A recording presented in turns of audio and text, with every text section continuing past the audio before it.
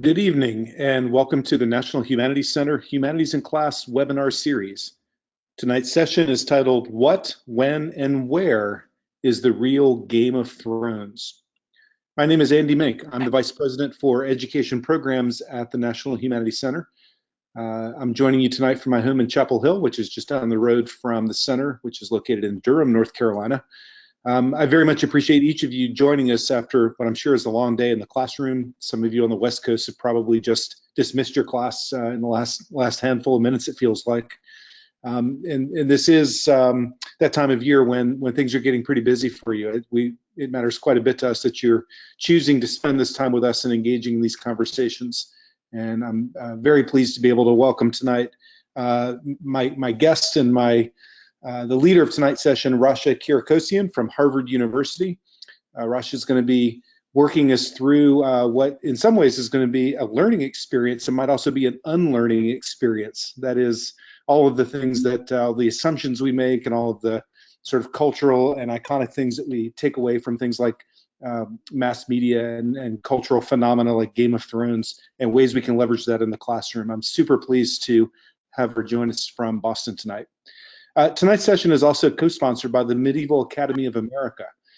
This is my guess for a lot of you in the K-12 classroom is probably your first introduction to MAA. Founded in 1925, this is the largest organization in the United States for the study in the field of medieval studies. And while it certainly has a very strong research and publication emphasis, it also supports teaching at all levels. And K-12 educators are more than welcome to take advantage of the resources and the conference and various other instructional support materials that MAA makes available to you. Please jot down the website that you see at the bottom of the screen and take a look, see if it's something that you can use for the resources that all of you on a regular basis pull together for your teaching and for your classrooms. Tonight's webinar is an audio and PowerPoint-based webinar. In other words, you'll hear our voices, you'll see the associated PowerPoint, but you will not see us. Still, your participation is critical, and that happens through the chat box, which is located in the bottom of the Go to Training control panel. I've seen many of you already begin to introduce yourself and share where you're from. That's exactly what that space should be for, not only responding to open-ended questions that we might pose or responding to some of the things that we share and letting us know how you address these things in the classroom, but also to talk directly to each other. We really hope that this becomes a conversational space in which we can discuss taking these kinds of complex topics into classrooms at all levels. So please use that chat box. If you have questions that you'd like to pose to our speaker tonight, my job as the moderator is to curate that list and to find ways to insert them when the time is right. And there will certainly be times when we have a sort of a broader, more open-ended question for you that we have on the screen, and we're going to pause for a moment and let you guys type in your thoughts and your answers, and we'll respond directly to you. The National Humanities Center is now in our 41st year of supporting humanities research, scholarship, and teaching. Again, located in Durham, this center is a space where an annual cohort of university professors come in fellowship, and they do their good work in the humanities. If you were to hover over this glass building, you would see usually between 35 and 40 professors between Memorial Day and Labor Day. I'm sorry, I said that backwards, between Labor Day and Memorial Day, who are writing books, who are doing research, who are having conversations, who are really developing the kind of insights and scholarly approaches to a whole variety of topics and fields. Our education department then is designed to extend that learning to the classroom.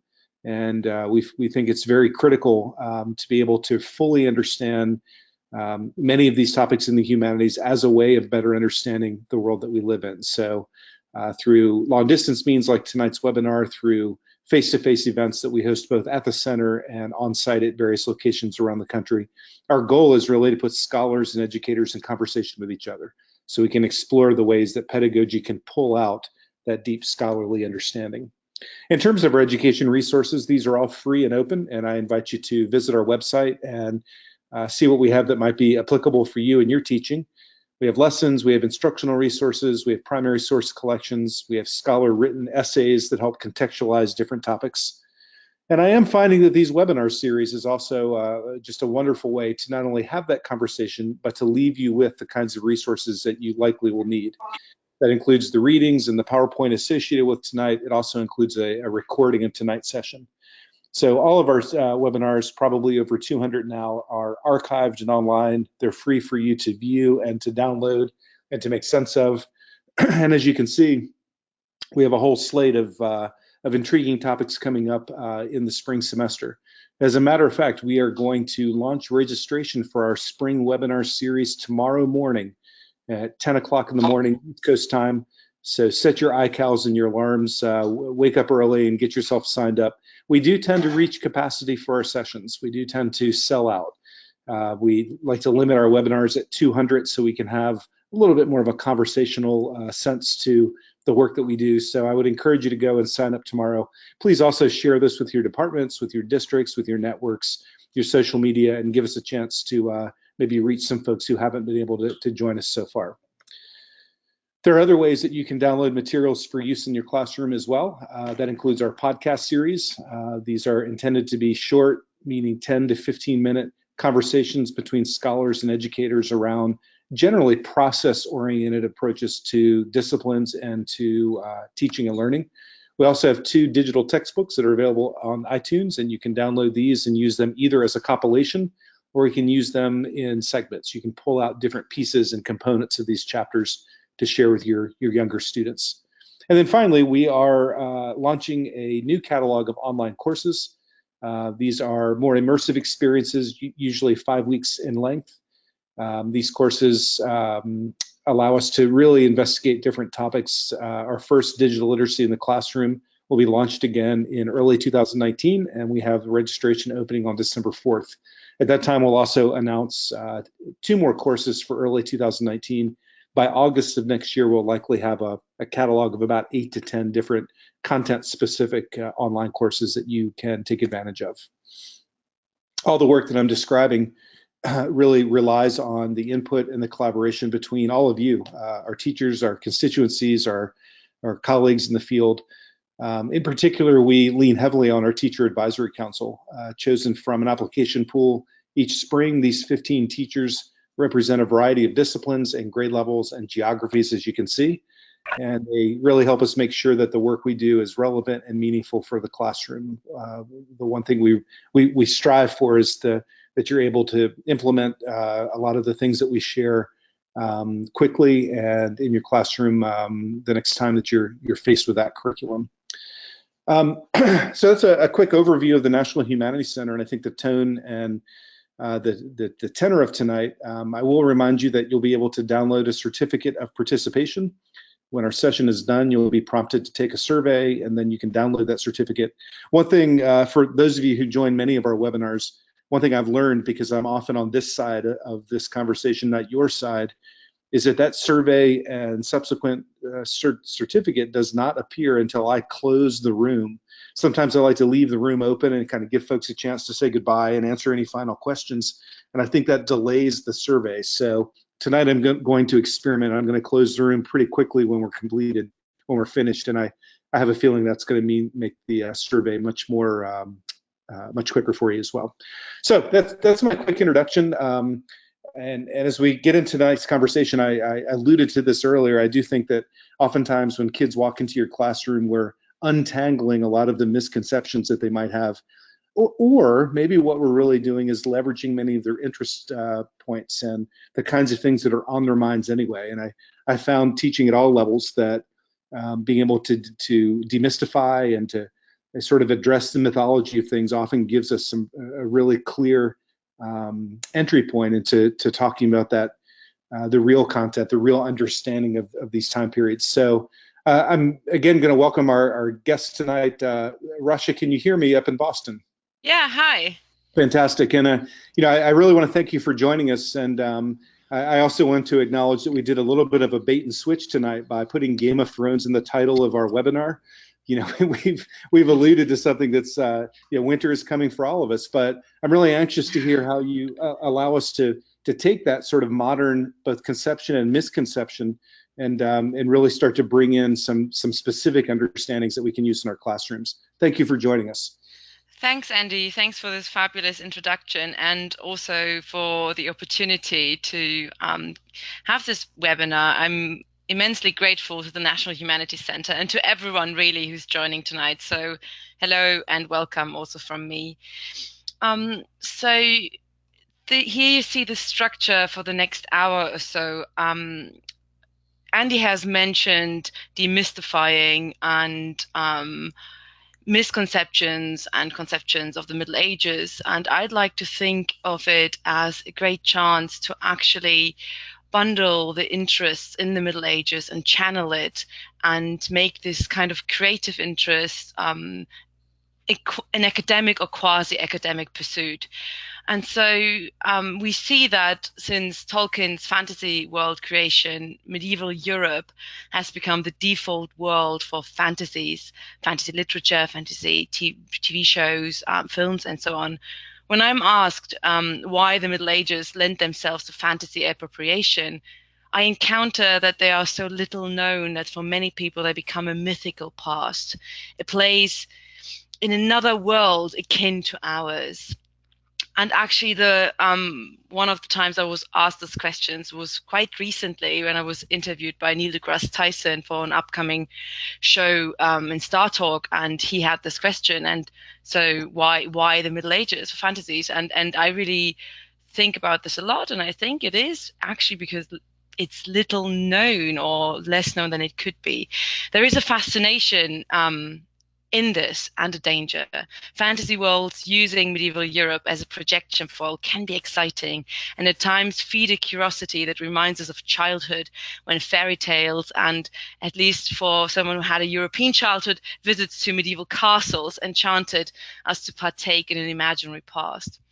Medievalism, that is the imagining of a medieval past inspired by history but not bound to accuracy, in this creative way can be a beautiful thing. At the same time, you also see politicized and instrumentalized forms of medievalism that are not all right at all. For example, when groups of the alt-right movement use runic symbols to claim a medieval white male European past. This kind of past has never existed. The European Middle Ages were diverse. They consisted of complex societies, and migration was indeed very common.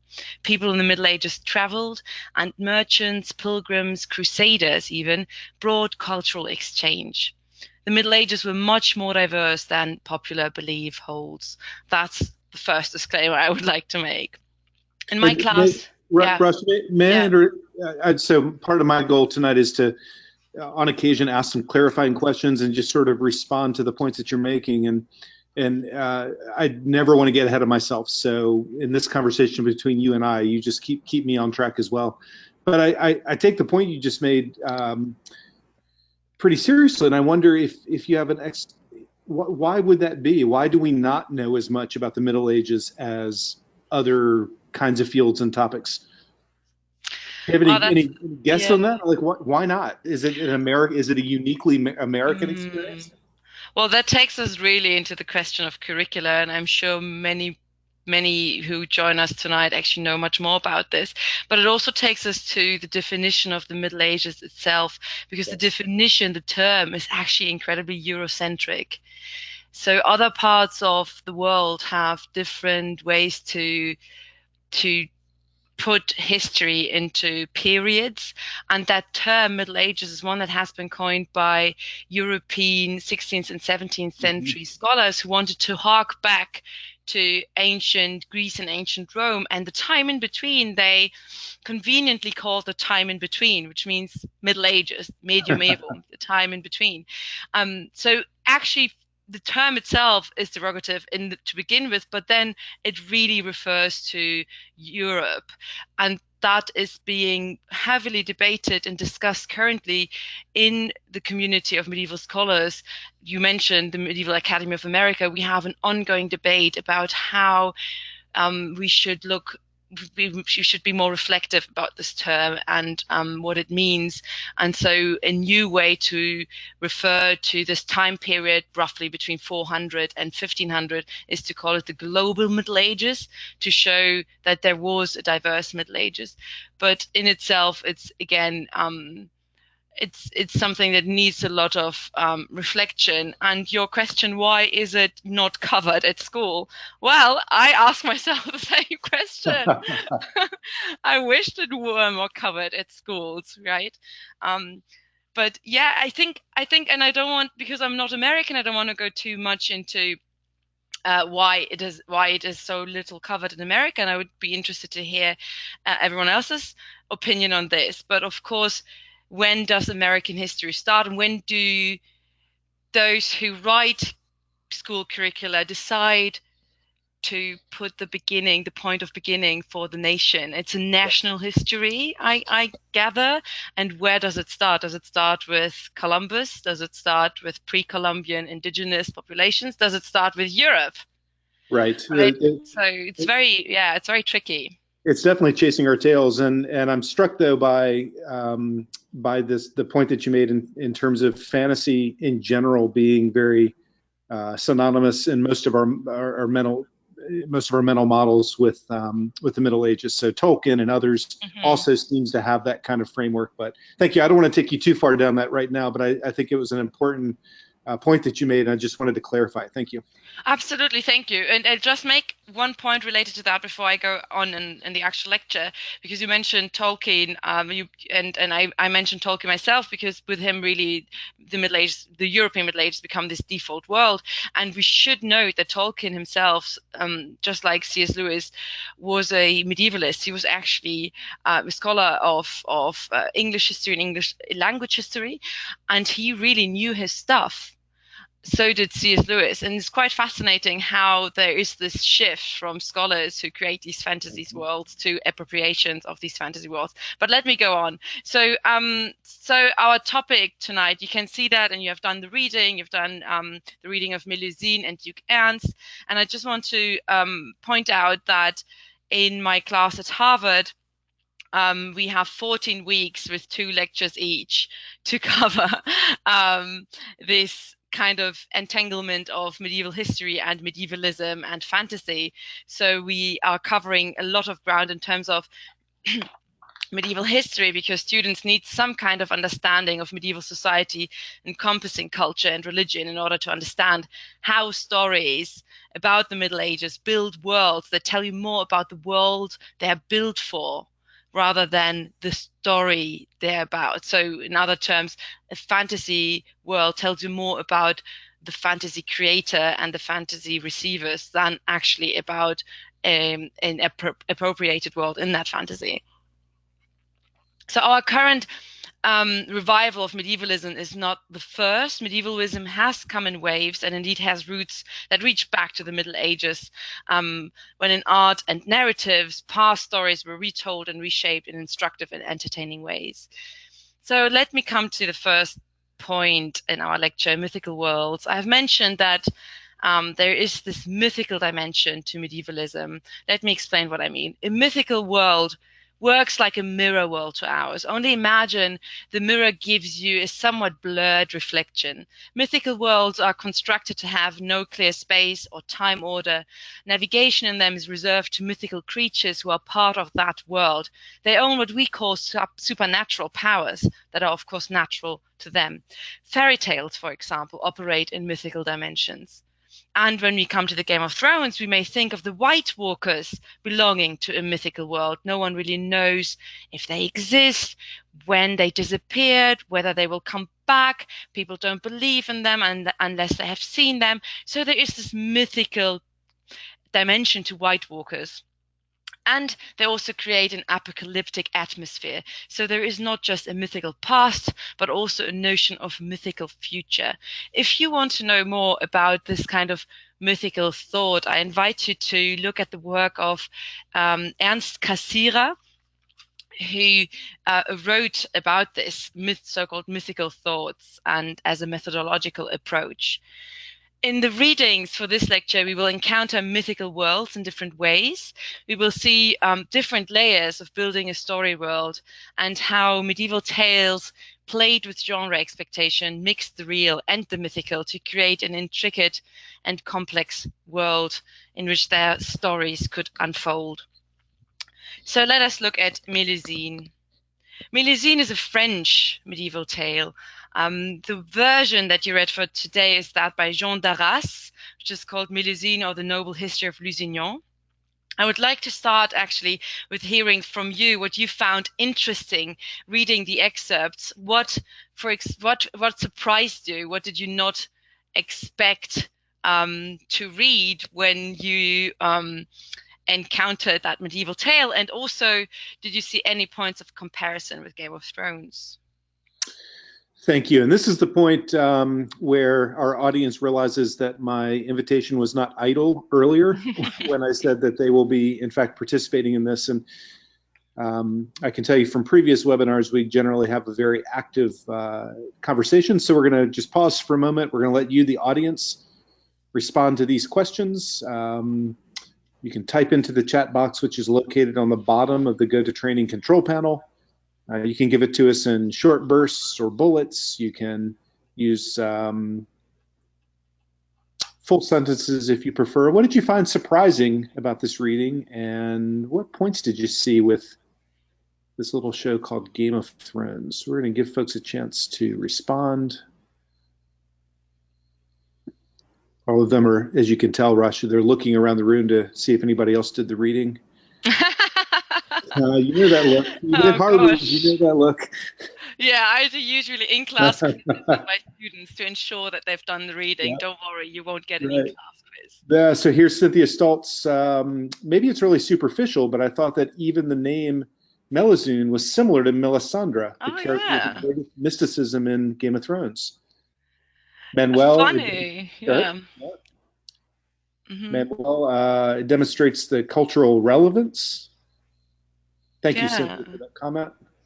I don't know that that's superficial, by the way, and I wonder, because language and linguistics were such a big part of fantasy, as you pointed out earlier, maybe there is a lot to be said for those kinds of similarities. Oh yeah, absolutely. For example, the House of Lannister, and that's not a secret. George R. R. Martin says himself is modeled after the name Lancaster, and one of the main families in the Wars of the Roses. So Wars of the Roses. And the House Stark even is then York, the House York. So yeah, I think there are definitely those homophonies, let's call them. Christy, we're going to get you on Netflix immediately and get you caught up. You got Thanksgiving binge Game of Thrones.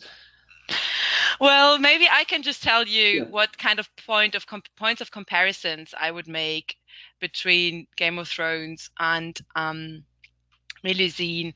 So the ones that I would like to explore with you are Mythical Worlds, of course. I've talked a lot about that.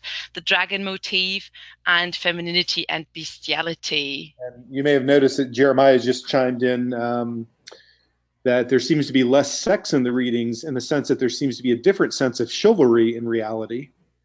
Amelia says that there's a comparison with Lorelei about women in the water. Carol from Ohio says she's surprised to find supernatural women in this tale. Were people glad to claim it ancestry to actions that sound a little bit like witchcraft? Hey, everyone is like getting really warmed up. That's great. Okay, so the sex question. Come on, Melusine has 10 boys. That's pretty active sex life, I would say. Not compared to Game of Thrones. Well, it's not spelled out. It's about your imagination, if you want that. And then the combination of water and femininity is a very important one. I'm very happy about this this point, because, and that takes me also to explaining the name Melusine. Of course, medieval authors also thought about why is she called Melusine, and one way to explain that was to say that her name is a compound word of mère and Lusignan. Lusignan being the family that this story is about, and mère meaning not only mother but also the sea. So there is this kind of water fairy tale that's also somewhat connected to her name. And we'll talk a bit more about femininity and bestiality in a moment. All right, shall we go on then? Sure. Okay, so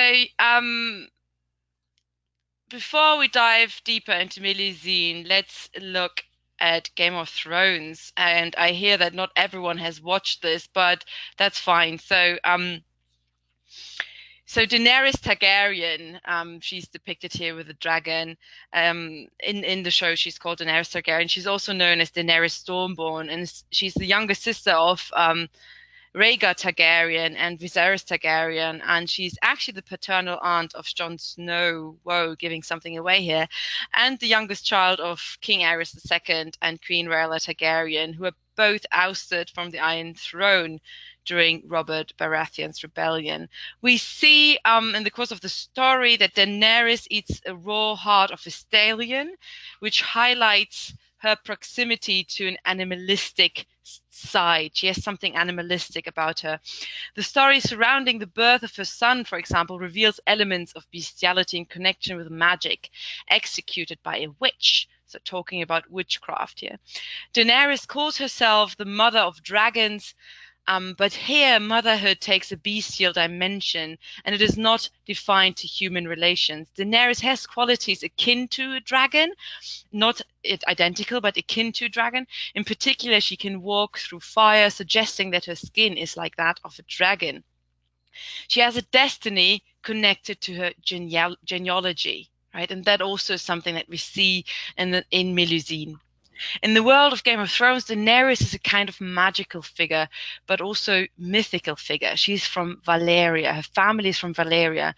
And Valyria is hard to travel to. I think in the books, you cannot even travel to it at all. It's barely accessible in the show. And many stories evolve around this, and I quote, world of the past. So Daenerys herself is somewhat a mythical creature when you remind yourself of the definition of a mythical world being somewhat blurry, akin to our world, but not accessible to everyone. Creatures from that world have what we call supernatural powers. So the figure of Daenerys has arguably been inspired by folklore and mythology about dragon ladies who are half human and half beasts. And one of the best known stories about such a creature is that of Melusine. Melusine is a mythical figure and whose story develops in the Middle Ages. The oldest written transmissions of the story date back to the 12th century. And here you've got a list of the written accounts of the about Melusine. The core of the saga, and saga is a legend that originates from an oral tradition, is that Melusine, a woman, gets married to a knight under the condition of a taboo that he's not allowed to look at her at certain days in order to hide away from him her true appearance. That is the appearance of a fairy. In most legends, she's a water fairy with a serpent body.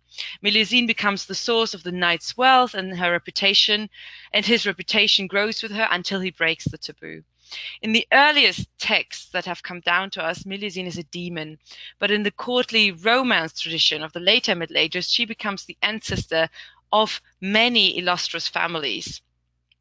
So the element of a story of a relationship between a human and a superhuman creature is also known, of course, from ancient myths, when you think about it, where gods and goddesses create half gods among the humans, with humans also. So only in the 13th and 14th centuries, we see an existing aristocratic family being connected to the story of Melusine, and that's the lords of Lusignan, who lived near Poitiers in France, where they had their main seat, and their main seat was that of Lusignan. And an example for their coat of arms is this one. I only could find an early modern example, so this dates from 1586. But obviously, this goes back to the medieval motif of Melusine. And here you see Melusine, half serpent, half human, carrying the arms of Luxembourg, Bohemia, and Cyprus, and even lesser Armenia. So, and that goes back to the historical elements of this aristocratic family. The Lusignans founded different branches of the families, among which were also the ducal family of Luxembourg. Then some family members were at times kings of Armenia and Cyprus, and that's what you see here depicted. So you would wonder, why would actually anyone want a demon as an ancestral mother for a family? Why would you do that? Well, the superhuman nature of the founding mother is a myth which aims to solidify the claim to power. Yeah, demons are not good, but also they are awe-inspiring, and they give that family a ring of something supernatural. On another level, we could also see the story as an allegory for chivalrous behavior, and that would be the knight who's unable to keep a simple promise is condemned to misfortune. If moral principles are not kept, the ruler orchestrates his own downfall. This could also be seen in this story. So even before Jean d'Arras writes his famous romance, which you have read in excerpts, someone called Pierre Berzouir, and you remember him from this here. So Pierre Berzouir wrote his version.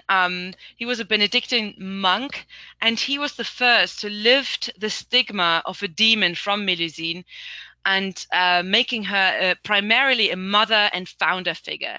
So we find here in the version of Pierre Berzouir a Christian re-evaluation of the legend, paradoxically redeeming the female serpent figure. Paradoxically, because little later in the late Middle Ages, we see a visual conflation of the serpent in the Garden of Eden with a female figure.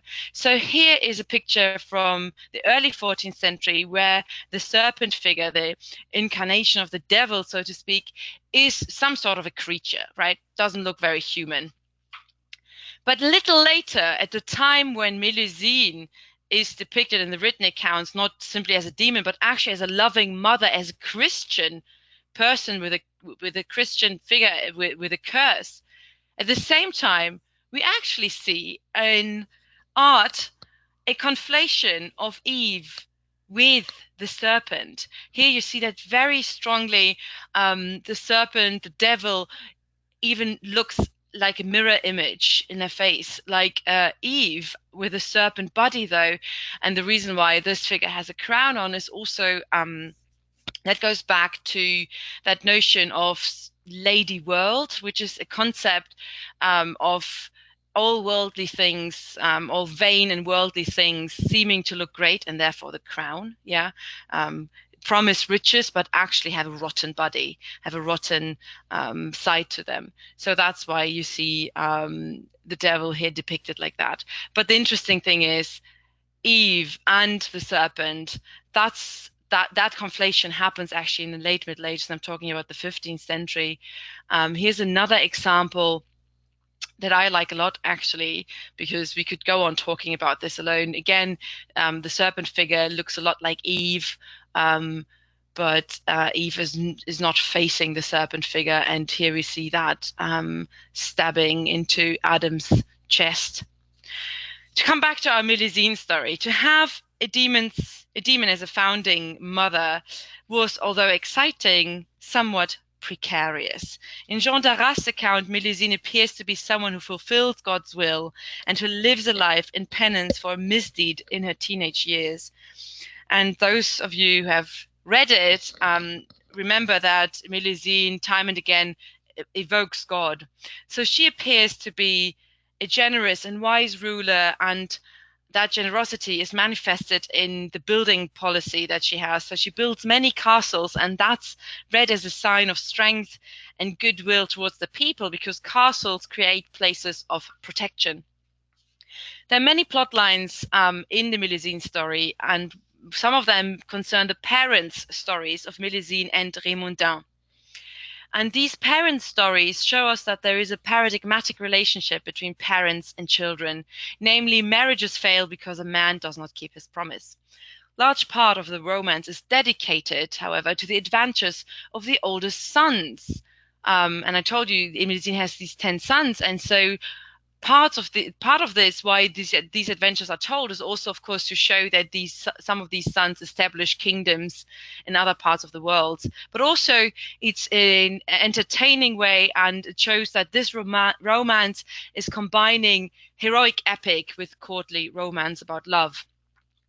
Jean d'Arras was the first to write down the story of Melusine in the form of a romance and as a prose text, and he had received the commission to do so from the Duke of Berry, the Duc de Berry. The Duke of Berry was the brother of the French King Charles V. This Duke is most known for book commissions. He's one of the most known book commissioners, especially for this book. This miniature is taken from the Très Riche Heure, which is a prayer book for a lay person, a book of hours. And the illustration for the month of March, which you see here on the left, and you see that's month of March because it's a month of fertility and the seed is sown on the field. But in the background, we see the castle of Lusignan. And in the corner of the castle, and I've blown this up here for you, we see something very interesting. We see a dragon flying around. So we see that the story of Melusine is built into this image. Why is that important? The ducal family of Luxembourg, and you remember Luxembourg, the ducal family of Luxembourg is related to the Lusignans, has the story of Melusine as the national myth. And indeed, the Duke of Berry was a grandson of the Dukes of Luxembourg, and he himself was the Count of Poitou, and the family seat of Poitou was Lusignan. Okay, so all this to give you some background. During the 100 Years' War, and that's when the Duc de Berry lives, this family seat, Lusignan, was reconquered from the English who had occupied it. But the Duc de Berry is not a Lusignan. He descends from the family of Luxembourg that is related to the Lusignans. But the Lusignans, that branch of the family, had actually died out because they didn't produce a male heir 100 years earlier. So what does the Duc de Berry do? He commissions a new version of the Melusine story. And he commissions, a little later, this prayer book and makes sure that that dragon is seen there. And why is he doing that? So you've done your readings. You remember that in the Melusine story, Melusine's mother, Présine, has this curse, and she details in this curse, and whenever the fortress that you shall build, and that's Lusignan, and endow with your name is to change lords, or whenever one of your descendants is about to die, you shall reappear there 3 days beforehand. So, the Duc de Berry, who doesn't have a natural claim to Lusignan, but who is related to that family through a matriline, writes the story. And in the version of the story that he has commissioned, we have this detail about Melusine reappearing as a dragon above the castle when the castle changes hand. And he makes sure to put this into this image. And that is a claim to the castle, right? That's a very elaborate claim to the castle of Lusignan. We could go on exploring the historical context, and indeed I've already talked too much about it. And but I would like to come back to that mythical dimension that we have raised. So if you're interested in the historical background of Jean d'Arras's story of the House of Lusignan, there's plenty of good research on this topic, and you could read and start with the introduction that is in the book of the translation that you have read. But now back to our reading and to the question, where would you say did you see a mythical dimension in the story of Melusine? And remember, a mythical dimension is a world that is somewhat close to our world, but located in a place that is nearly inaccessible, that has somehow a very blurred past, but a very strong presence in terms of destiny in and supernatural power. So where would you say, did you see a mythical dimension in the story of Melusine that you read?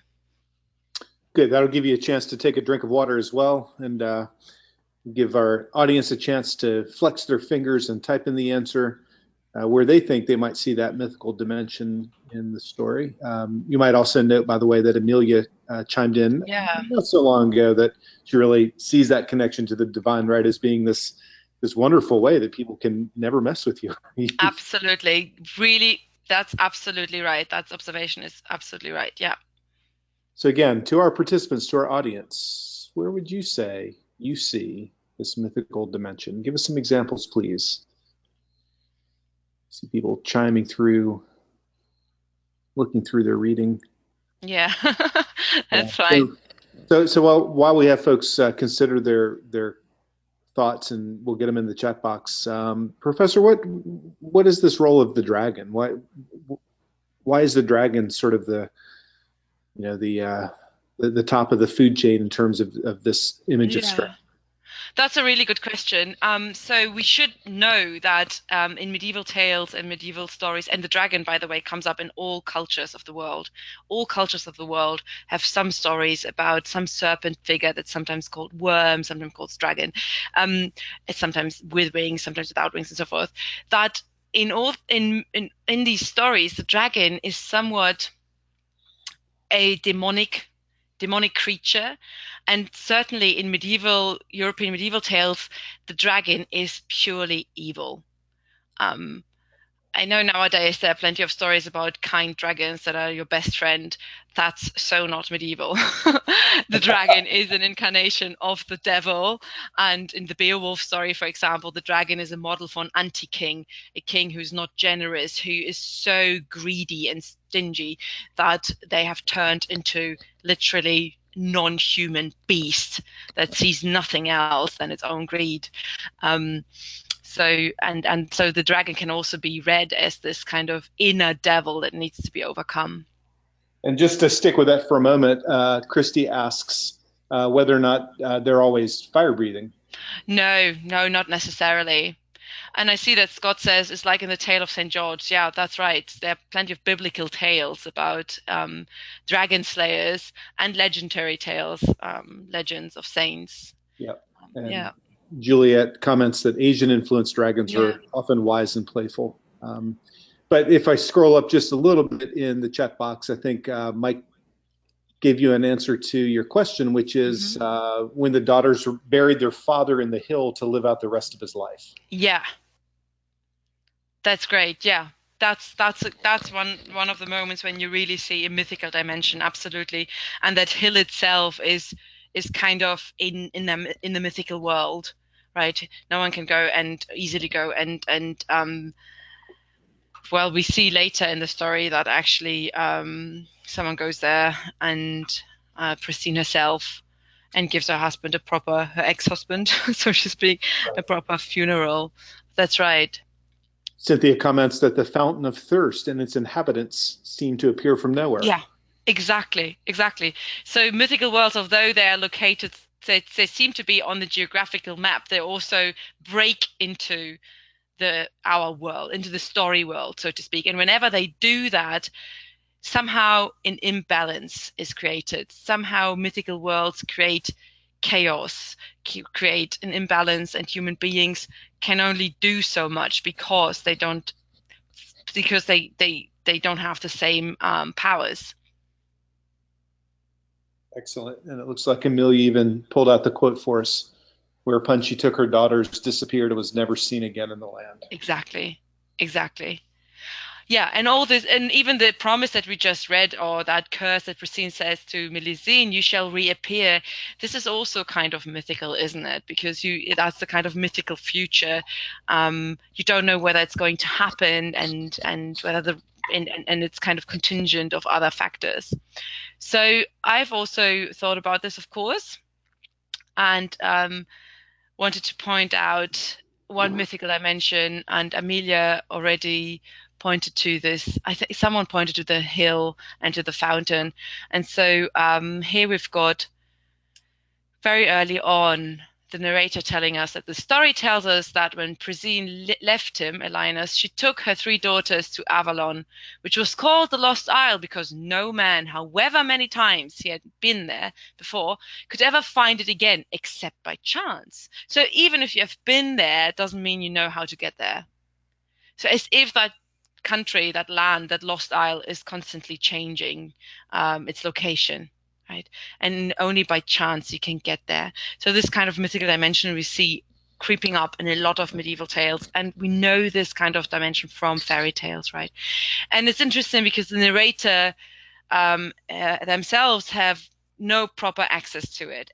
And we see that in that next quote, every morning she took them up on a high mountain. So it's nondescript, a high mountain. According to the story, it was called Eleanos, which means flowering mountain, whence she could easily see the land of Scotland. So when the narrator tells us, according to the story, there's also distance between what the narrator is telling and what they have heard, what they have been told. So there is this kind of, even on a narrative level, there is this kind of distance to a mythical world. So Melusine has a dark side. No matter how much Jean d'Arras attempts to offset or even neutralize the negative characteristics that come with her supernatural bestiality. And that's partly also, of course, because the story was so known. He rewrites a known story. He's not inventing it, right? So depicting Melusine as a human being would have been really impossible. And as someone pointed out, it was also kind of quite sexy to have actually a fairy as your founding mother, right? Because of that awe-inspiring and authoritative claim. So you shouldn't actually get rid of Melusine as the supernatural person. But Jean d'Arras tries to offset her demonic characteristics. While the magical curse gives an explanation for her bestiality and her serpentine body, she remains somehow connected to this world. A monstrous corporeality is reflected also in the conspicuous disfigurement on all but 2 of her sons' faces. And in the Middle Ages and in medieval tales, we should note that anomalies and physical deformities were read as signs of the mother's fault. And in the tales on disfigurements, we actually see a conflation of the mother's misconduct and the children's physiognomy. So often that's seen as a diabolic presence. In Jean d'Arras' story, we see that Melusine is nevertheless portrayed as a religious person and a devoted and nurturing mother. For example, in the bewildering climax of the romance, when Melusine fully transforms into a serpent-like beast, she reveals her royal parentage, but she doesn't tell anyone that her mother was actually already a fairy, which is quite interesting. And this is from a manuscript kept in London, the British Library, which I love a lot, and it depicts that scene where Melusine, despite herself, has to leave. That's also quite interesting for mythical creatures. No matter how supernatural they are also bound to the rules of their world, right? She has this curse, and because the taboo has been broken and Raymondine has spied on her, she has to turn into a dragon. And now you will ask me, I hear you say, why are there 2 dragons? Isn't it just one dragon?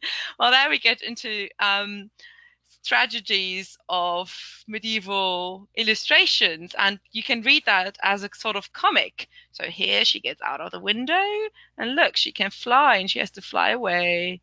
So I like that because you see emotion in the picture. So the picture, the 2-dimensional picture, is trying to capture emotion. And this is from another manuscript that's kept at the BNF in Paris. And we see the same scene here. And this artist has decided to depict Melusine as half serpentine, whether here we see her turn into a dragon. So there you see also different kind of interpretations of the story. And here we see Raymondine being absolutely flabbergasted and shocked.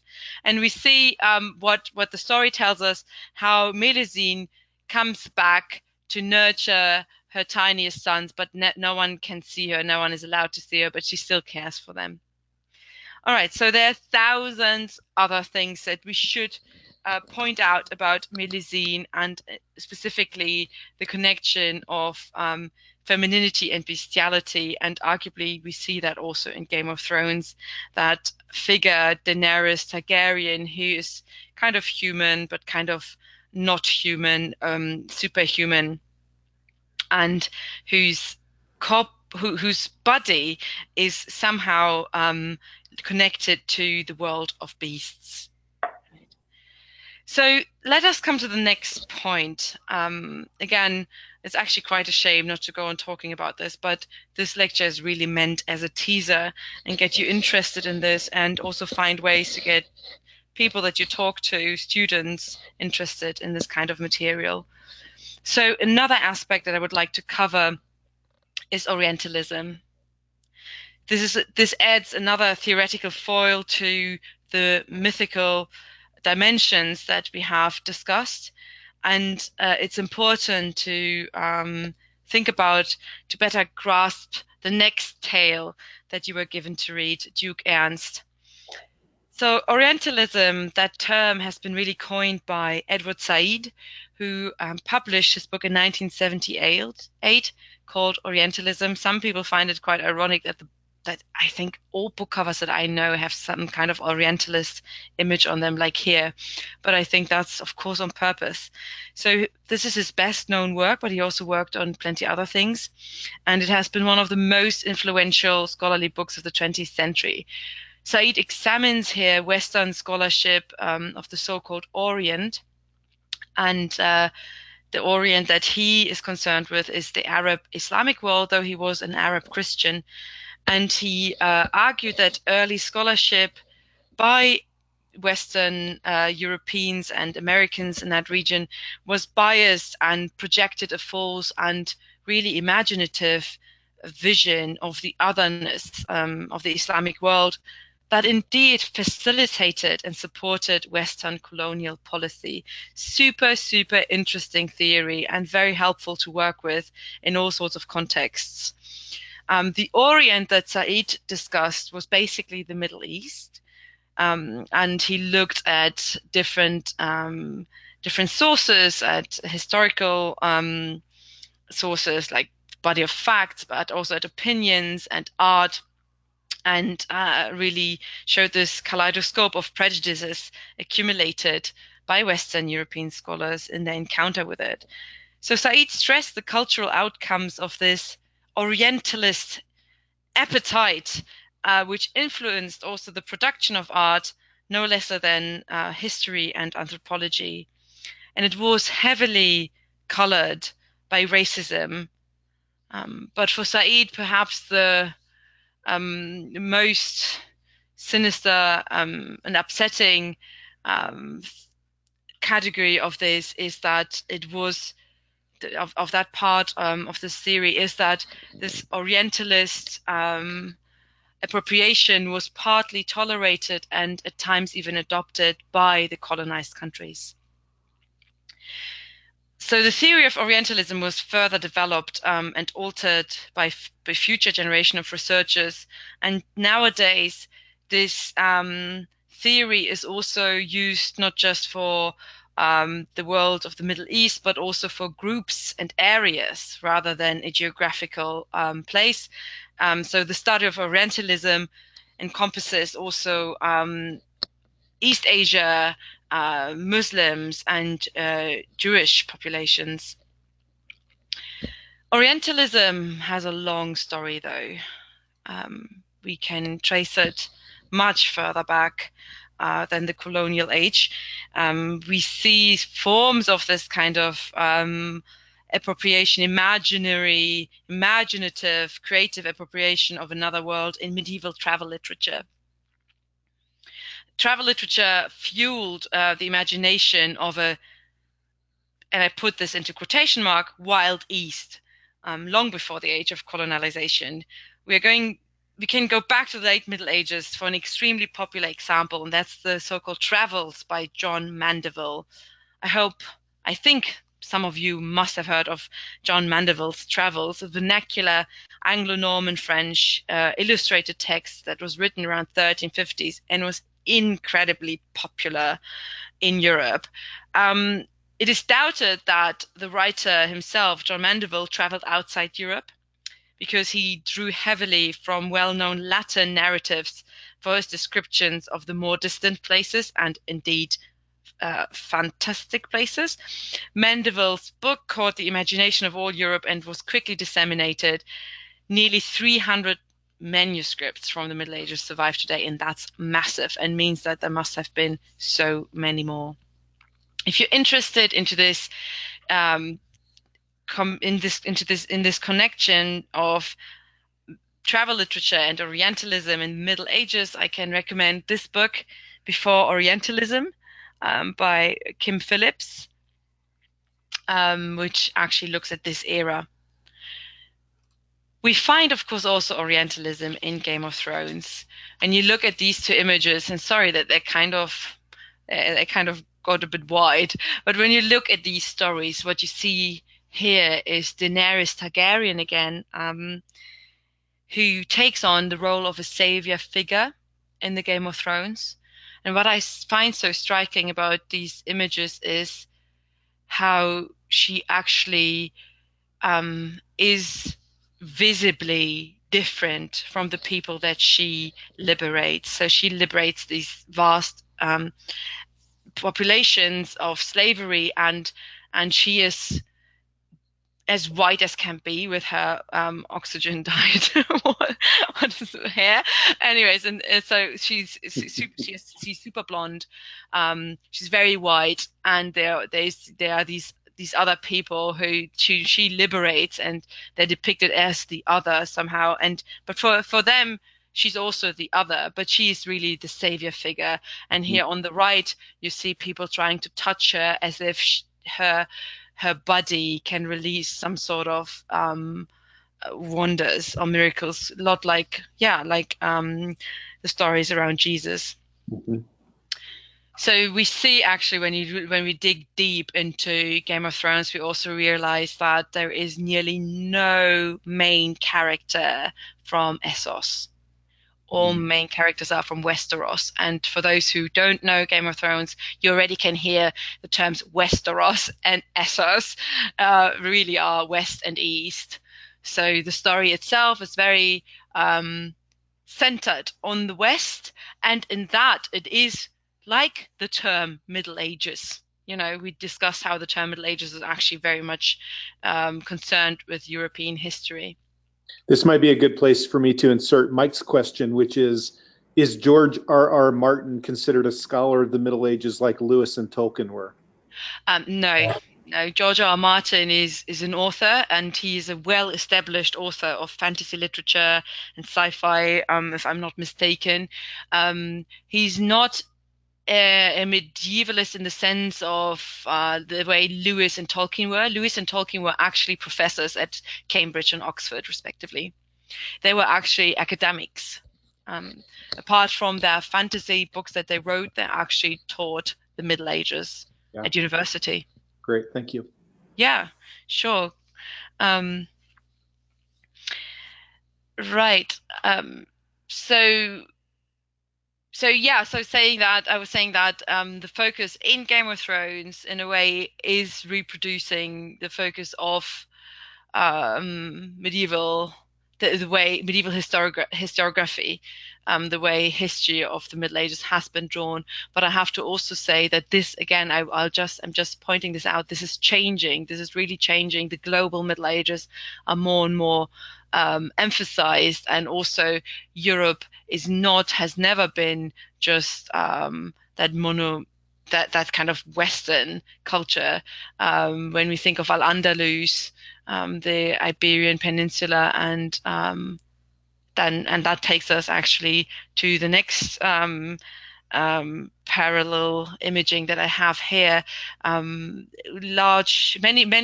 scenes that depict the world of Dawn in Game of Thrones are actually shot in Spain and in former Arabic places, and that has, and we see that kind of imagery of the Andalusian culture. And I've chosen this painting by Giulio Rosati that was auctioned only about 16 years ago, actually. And you see how similar they are. Don't you see that? So, and that painting, that 19th century painting that you see here, is a so-called Orientalist painting. We see a harem, we see a woman dancing half naked, but it's not painted by someone from the Middle East, although it's depicting the Middle East. We see also a figure in the background that could be either a eunuch or it could be the one who owns this harem. But in any case, we see here a lot of stereotypes about the Orient in that period of sort of femininity and sexuality, and in these cultures as a stereotype of how, again, into quotation marks, uncivilized they are. Medievalism and Orientalism, and that becomes really fascinating, are strangely intertwined. Histories of the Middle Ages and the Orient, as they are represented in art, literature, architecture, and even language, reveal an identity crisis, actually in the idea of a purely Western civilization. Let me explain. Early humanists, you remember that I said early humanists actually coined that term, the Middle Ages, claimed that medieval culture, including Gothic architecture and medieval romance stories such as Melusine, were largely the result of a foreign, particularly Eastern influence. And so it is in this period that medievalism and Orientalism started to share this pattern in which the past is somewhat a foreign country. And that will also lay the track for the Middle Ages becoming some kind of a mythical past, right? So little known that they become mythical because they are also seen as this kind of foreign other. And this becomes even more evident when we think of the counterfoil term of medieval and East. If you try to find the counter terms for medieval and East, what do you end up with? Modern West, right? Modern West. In this way, medievalism and Orientalism can tell us so much about the anxiety of a modern Western identity crisis, or the origins of that kind of notion of what is modern and West that really developed in developing an imaginative East and an imaginative Middle Ages. I find that super exciting, that kind of thinking about medievalism and Orientalism in this way. And we could take this further, but I would like to hear from you now that you have heard so much about Orientalism, and I'm sure you have heard about this term many times before. Do you have any examples? Where do you see Orientalism around us? Yeah, that's a great question, and maybe with your permission, we'll emphasize that we're going to expand that question to mean around us in the lives we live, the culture that we're a part of, the curriculum that we teach. Absolutely. All the things that make your daily life and worlds. And the advantage is we've got folks in our webinar tonight from literally all over the country, so it'll be interesting to see if there's any geography associated with that. So here's our invitation to you, audience. Please let us know, where do you see Orientalism around you on a regular basis, or an explicit basis at least? Go ahead and chime into the chat box at the very bottom. And we're going to give folks just a moment to get their fingers active. Yeah. It is a tricky question, and if you haven't thought about it before, it takes a while, but now that you know about it, you'll see it everywhere. Yeah, right. You can't unknow it. Disney and Aladdin. Absolutely, yeah. So much Orientalism in there. That's right.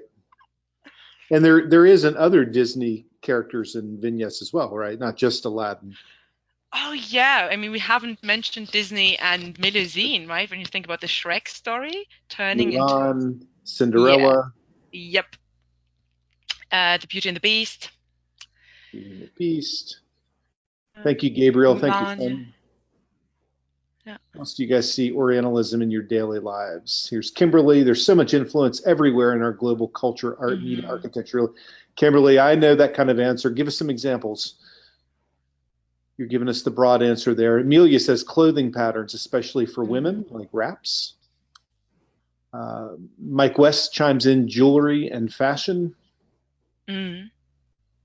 Yeah, and like with medievalism, foods, absolutely. Thanks, You thanks, know, Kimberly. so the question is really, it's not when does, so it's a really, really interesting question to think about medievalism and Orientalism and think about when is it harmful? Is it because it's not to have foods, that kind of appropriation, we feel it's enriching our lives, right? To have certain jewelry or a kaftan, to wear a kaftan on a hot day or something, um but when we then go into storytelling or Aladdin and we see all sorts of Disney's Aladdin, and we see all sorts of stereotypes, that's when it becomes more complex, right? When it's not just about, oh, I really like this kind of jewelry, but how is the man actually depicted here? And why is the woman sort of always half naked? So Building arches. Jeremiah's from Colorado says that there are a lot of military personnel who have returned from the wars in the Middle East, so there are hookah bars as well as Middle Eastern eateries. yeah, yeah, that's interesting. That's really fascinating. That I never thought about that, but that's interesting when actually this kind of cultural exchange happens through Mm-hmm. direct experience. Mm-hmm. Excellent, thank you. Yeah, thank you, everyone. Of course, some of the examples you have mentioned are, as I said, really enriching our culture, and that's also one of the things I love about America is how really diverse it is. Um, but then, of course, there are examples of Orientalism, and that these are the Orientalist examples that are not at all just straightforward, enriching our culture, but actually highly problematic. So let us go on and talk about Duke Ernst. I'm really curious to see what you did with that story. The earliest extant version of the legend was composed in what is today Germany between 1150 and 1185 by an anonymous poet, and it was written as a long narrative in rhymed couplets. So it's really a verse epic.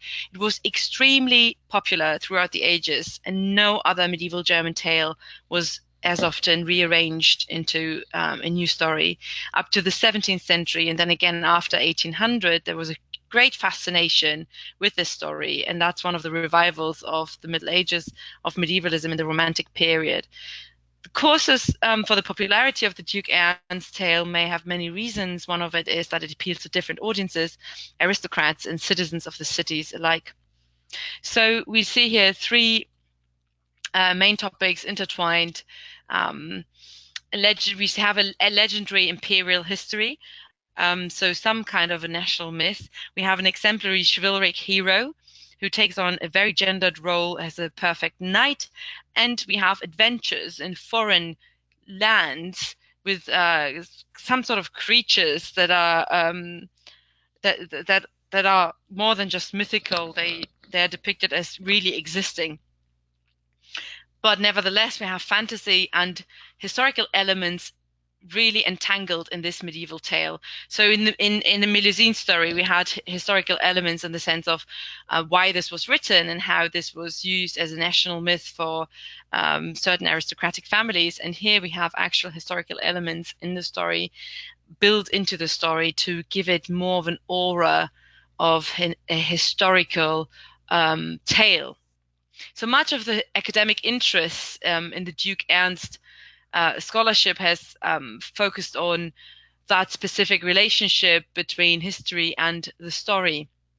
The story's basic conflict is that a vassal, someone who is in service to a lord, is turned against his lord and against his own nation, and one family member turns against the other.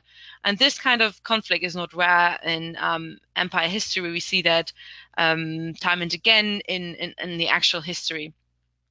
The other important historical foil is that of the Crusades, in particular the Second Crusade, which serves as a point of departure for the hero's adventures in the Middle East.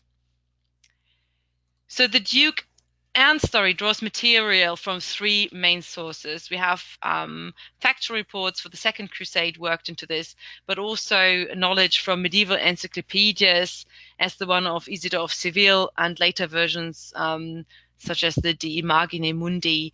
And also thirdly, certain Arabic tales of adventures actually find their way into this material, and they probably came to Germany as oral narratives by pilgrims, merchants, and crusaders. The adventures that we read in Duke Anne's resemble in particular two Arabic sources, the tale of the Prince of Carisme and the Sixth Voyage of Sindbad the Seaman, both in 1001 Night. And there are also, of course, elements from Greek epics such as the Iliad and the Odyssey, when you think about a troop of warriors on sea, for example.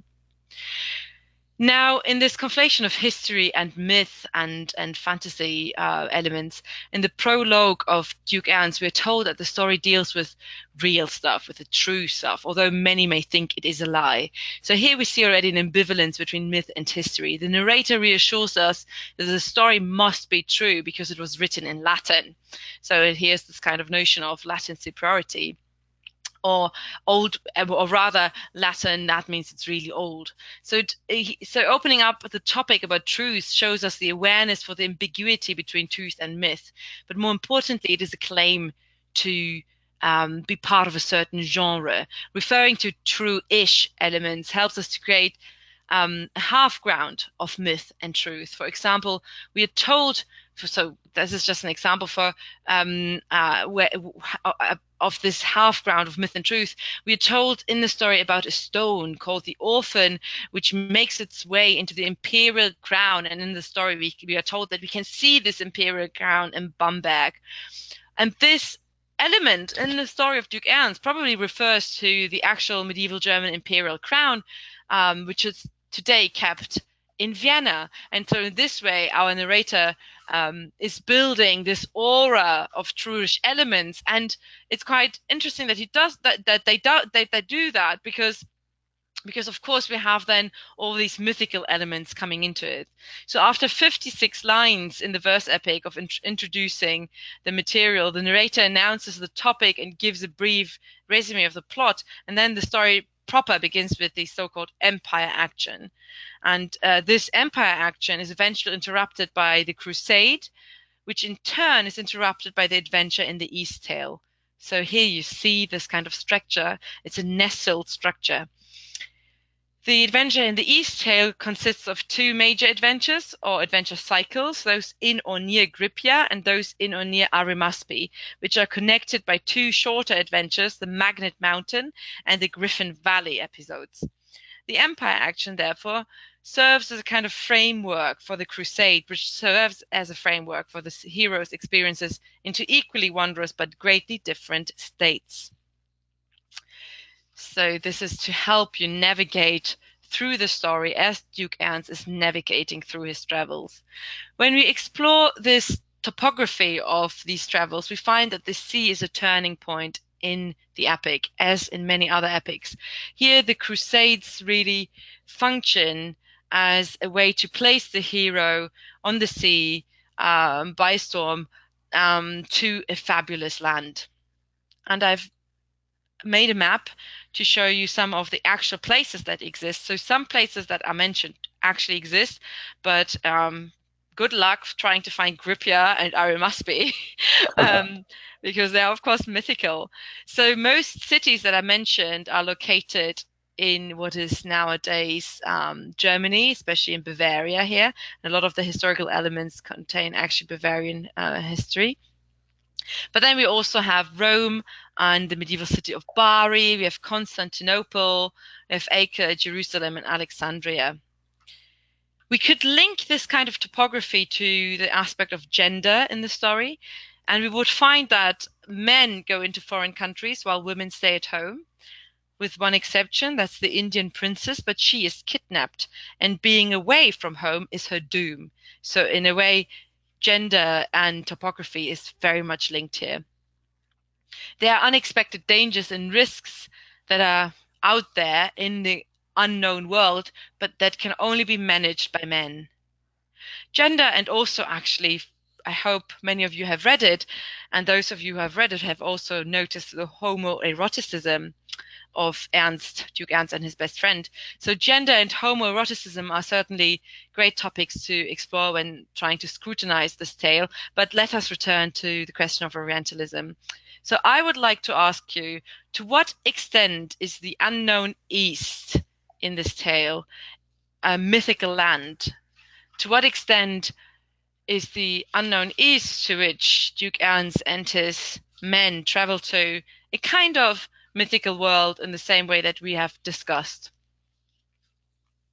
In the story itself, it's certainly depicted as a place that one can travel to, but again, there is this feature of they have to get into a storm to get there. And it's part of my job, unfortunately, as the timekeeper Oh, to yes. sort of manage our time, and we've got about 15 minutes or Yeah, so. perfect. So in this case, I might not leave this quite as open as we did the previous questions. I might ask you just to go ahead and address this one in the interest of time. Okay, sure. Yeah, that's fine. So I brought in one aspect, which is the sea, and that aspect of the sea warriors really don't know how they got to these fantastic lands, so that's mythical. Then we also have got that notion of they don't really know how to get back and what to expect, and all sorts of behavior, chivalric behavior that are used to are kind of worthless in this place. So there are different rules, and of course we have supernatural powers again, and creatures that are simply not of this world. So all these are mythical elements, and they are entangled with plenty of Orientalist elements fueled by mythical components. So the real places, because after all, they're actually on a pilgrimage, they're actually on a crusade kind of pilgrimage. Real places are blurred into fantastic lands.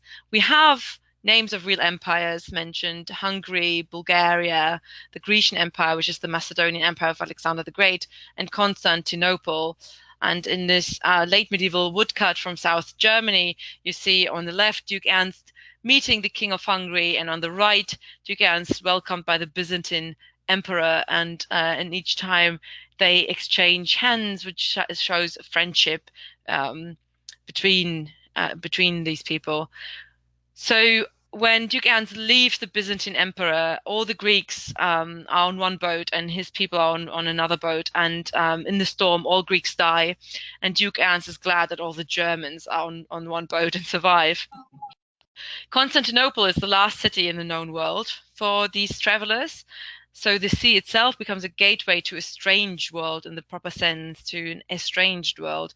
Attempting to get ashore to another known part of the world, the Holy Land, takes them through the unknown. And this can be also read as a journey within. A pilgrimage is not just a journey without an external journey, but also a journey within. Time and again, these Crusader pilgrims are praying and preparing themselves for dying.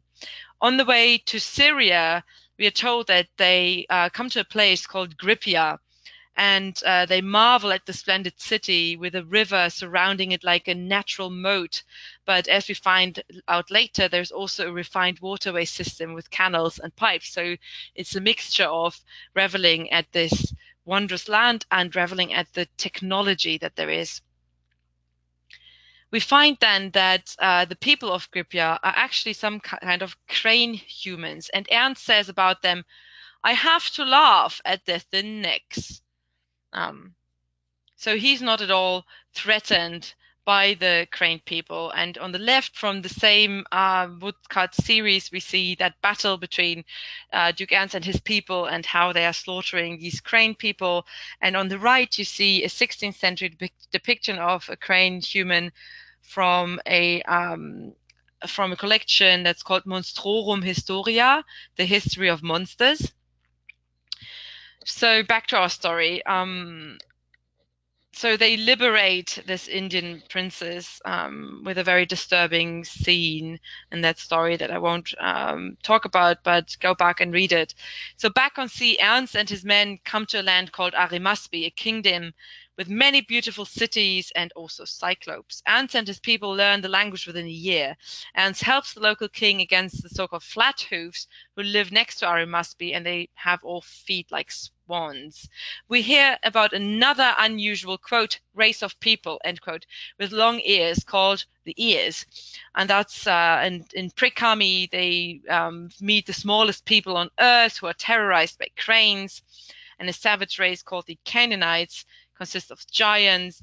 And Ernst makes sure to keep a specimen of all these kind of people in a sort of Wunderkammer, a cabinet of curiosity. And we have this in this quote: beside the giant, there were now at the court the two men of Perikami, so the small ones, and many ears and flat hoofs, all of whom got whatever they wanted and more from their lord. He kept them with him as wonders, and in after years these strange beings often made long hours short and pleasant. So here we see the kind of Orientalist that is Orientalism that is problematic. Duke Ernst collects these specimens in his travels to the east, and he keeps them for entertaining reasons. However, we talked about mythical places and how these fabulous lands are only found by chance, but real places and kingdoms have access to the fabulous land of Arimaspi. We hear in the story that Ethiopian merchants come for refuge and they are terrorized by the king of Egypt. This gives us a sense that Arimaspi is not a fleshed out mythical place, but it's actually thought to be in the known world, or at least somehow accessible. The tale goes on to describe that Ethiopians are Christians and have escaped of fear to be turned into, quote, unbelievers and heathens, end quote. In medieval vocabulary, unbelievers and heathens refers to Muslims. In medieval Christian vocabulary, Duke Ernst goes with the Ethiopians to fight the Egyptians in Ethiopia, and we read that the Egyptian army has no armor but is good on horses. And so we can start to think about what this reminds us of in terms of Game of Thrones, like Dothraki, for example. And there is this quote that they are defeated, I quote, like cattle. And the next quote, you see the whole quote here, the Ethiopians defended their country well. So the same expression, fought like cattle, defeated like cattle, is actually used earlier for killing the crane heads, the crane humans in Kripia. And here it is used for killing Muslims. That shows you a language conflation between a monstrous race, the crane humans, and the killing of Muslims.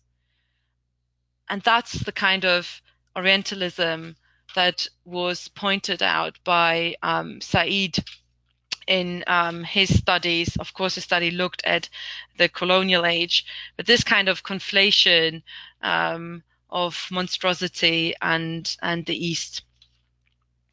So here again, the map to remind us. Ernst defeats the king of Egypt, and he makes peace between Muslims and Christians.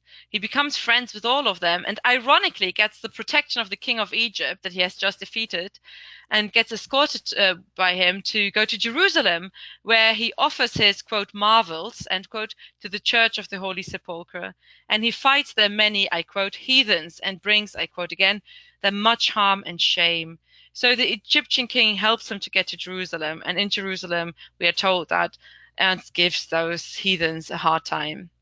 The Duke Ernst tale, no matter how entertaining, remains strongly rooted in a crusader's mentality. So let me now conclude. We have 5 minutes left, and I have only 1 minute or so to conclude, and before we can have final questions maybe.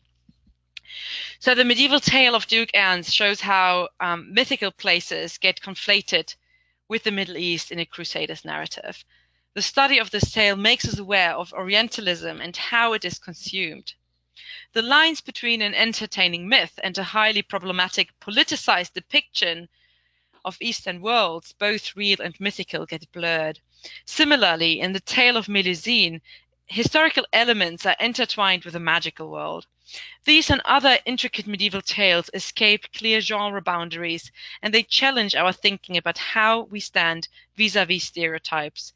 And they challenge our thinking how we stand vis-à-vis stereotypes precisely because they are so entertaining.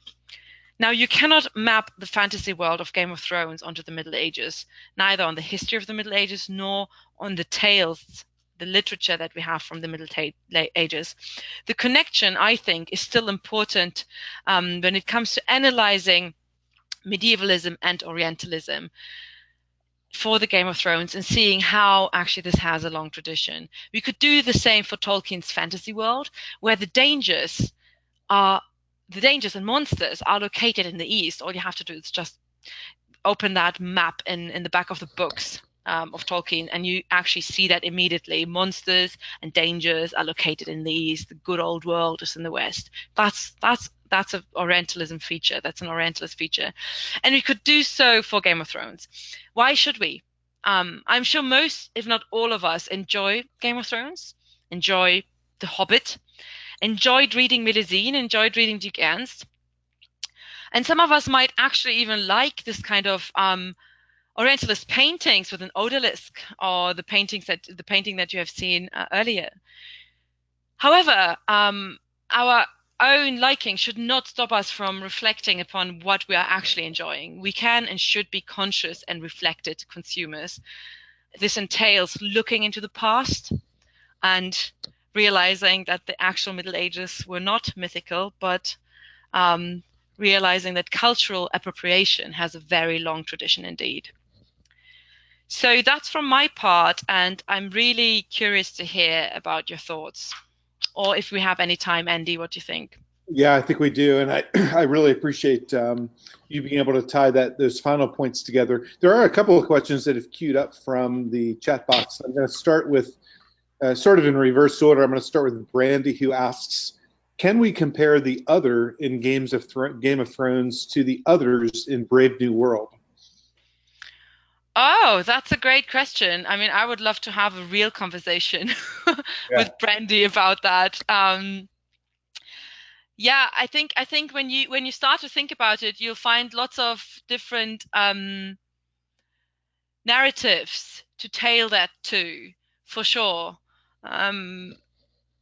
Yeah, I think there's a point to that, and I would invite you to think about in how far it is comparable. Yeah. Absolutely. Thank you. Let's see. I'm scrolling through now. Let's see. I've got a question from Ara, and Ara's question is going to, in some ways, add this conversation to a much more contemporary lens, and that is just recently, from Ara's point of view, just recently she watched a number of MIA's music videos, and even though she's Sri Lankan descent, it seems to be created for a Western audience. Huh. But her question is, at what point do we draw the line between something made for or by us versus them? You know, that's a fascinating point that you make there. That's and also that to say to draw a line, that's exactly what I also meant earlier with when does entertainment and enriching culture become harmful, right? Is there a line? I think it's really hard to think of lines, but I think it's important to realize that there are highly problematic forms of cultural appropriation. There simply are, and not every cultural appropriation is cultural gain, right? And that example that you bring up actually makes me think of another one that I've recently thought about. Listened to that radio podcast, which was on the BBC, which was about no, it was actually a French radio podcast, but anyways, so it was about Arabic music and how traditional Arabic music in the 20th century, in the first half of the 20th century, started using orchestras, Western orchestras, instruments that are not apt for Arabic melodies and harmonies, and how that totally changed actually the musical culture. And that artist who was speaking about it, a jazz artist, was saying that in a way it actually not spoiled but changed it, to change the style to be more Western, right? So that makes me think of, because you also mentioned a music clip, think of who's consuming it and what message do you send out with this kind of consummation. What does it tell us about our world and how our world is working? Unfortunately, yeah. That's a good point. I've got a couple more questions for you before we wrap up. Yeah. One is maybe a direct and personal question to you, and that is, you are teaching, or at least working with, many of the students that much of our audience taught several years ago. How do you find your own students in your own classes responding to this conversation? That's a good question. At the beginning, they all love Game of Thrones, of course, and they continue loving it. But the interesting thing is, when I asked them in the very last lecture, will you ever watch the Game of Thrones or any other fantasy tale, or will you ever play a video game the same way you did before? They all become very emotional, and they go like, no, absolutely not, but in a good way. They feel in a way transformed, and but in a good way.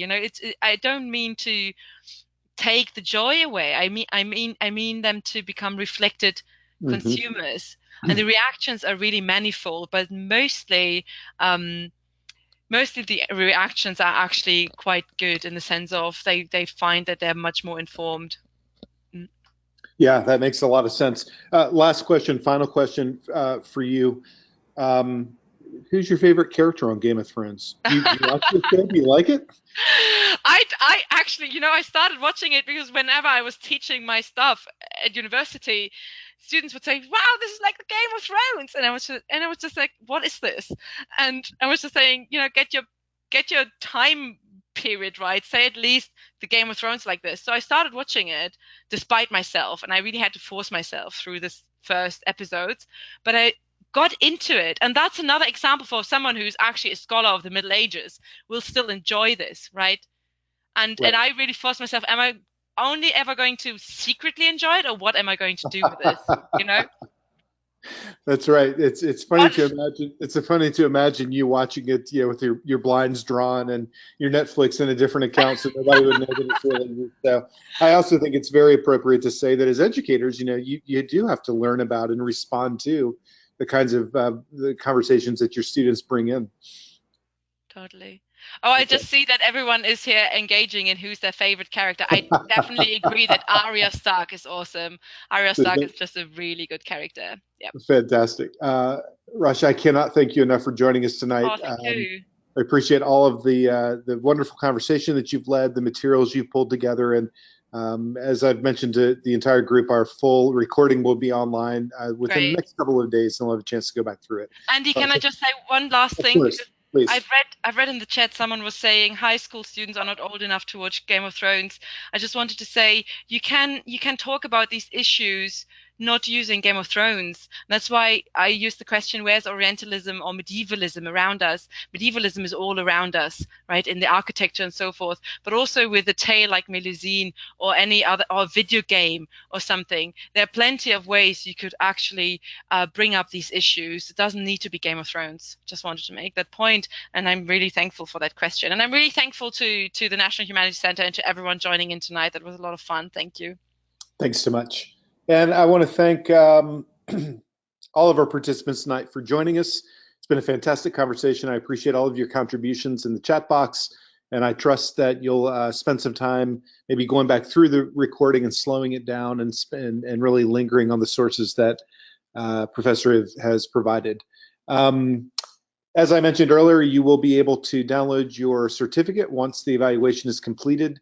I think that's going to happen when I close the room. So in a moment when I say goodnight, I'm going to close the room pretty quickly, and that survey should pop up and you'll have a chance to complete it. I want to mention to you just a couple other upcoming events that the National Humanities Center is hosting and sponsoring. That includes an evening lecture at the center on November 29th. And while many of you may not be close to Durham to come and join us with Seymour Hersh in person, We are, for the first time, live streaming this event and recording it so it can be used in classrooms afterwards. Seymour Hersh, as many of you know, is a Pulitzer Prize-winning journalist, probably the most well-known for Pentagon Papers in the early 1970s. And he's going to spend some time with us sort of recounting his own career, his own legacy in journalism, as well as giving his interpretation and perceptions of the role of the media and journalism in the world that we live in today. So you can watch it on YouTube live. You can also see the recording on our YouTube channel afterwards. And then finally, I hope to see many of you at our next webinar. This will be after Thanksgiving, so we're going to take a little bit of a break with the holiday season coming. On Thursday, November 29th, we'll be joined by Kevin Boyle, professor of history at Northwestern University, to discuss 1968, the 50th anniversary, and the course of modern America from this particular seminal year. So again, thank you so much for joining us tonight. I'm going to close the room now, and I'll see you next time with the National Humanities Center Humanities in Class webinar series. Good night, everyone.